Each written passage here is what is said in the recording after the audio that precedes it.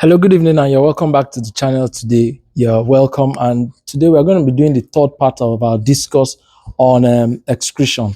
And like I said in the other two videos that we've done, we said that excretion is the process that living organisms use to get rid of waste products that have built up as byproducts of the metabolic processes that organisms always run through their body.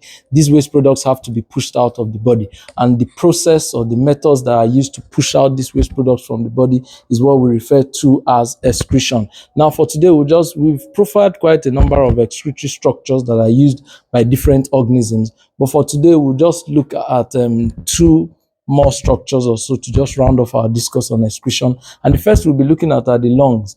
Now, it's instructive to note that the lungs are majorly used for gaseous exchange. That's what we know they are being used for. But it's important to know that the lungs are also being used for excretion.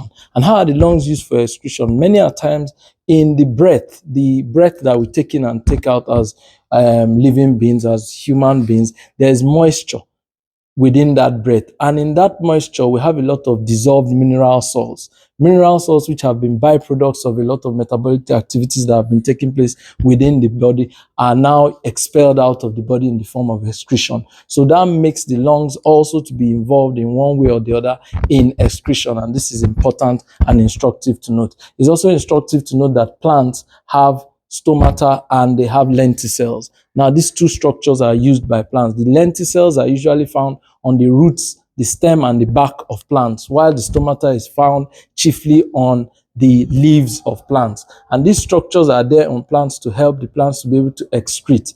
A lot of transpiration occurs in plants, and this is where you have the loss of water through, the leaves and some of the other portions of the plant.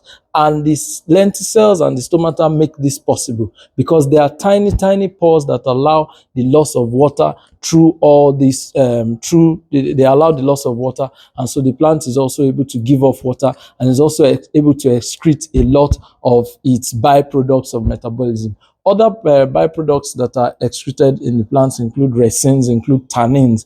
These are excretory products of plants, and this is instructive to know. We also know that vascular bundles such as our xylem and phloem also play a role in excretion because they help in transpiration. They help this water that needs to be lost through the body of the plant. So this is important to know. We're just ending our discourse on excretion by talking about the lungs and talking about the fact that the stomata and the lenticels are used by plants for excretion. Thank you for listening to this video, and I hope you like our content, you share our content, you subscribe to our channel, you share what we have, share the content we have, and do have a wonderful day. Thank you for listening.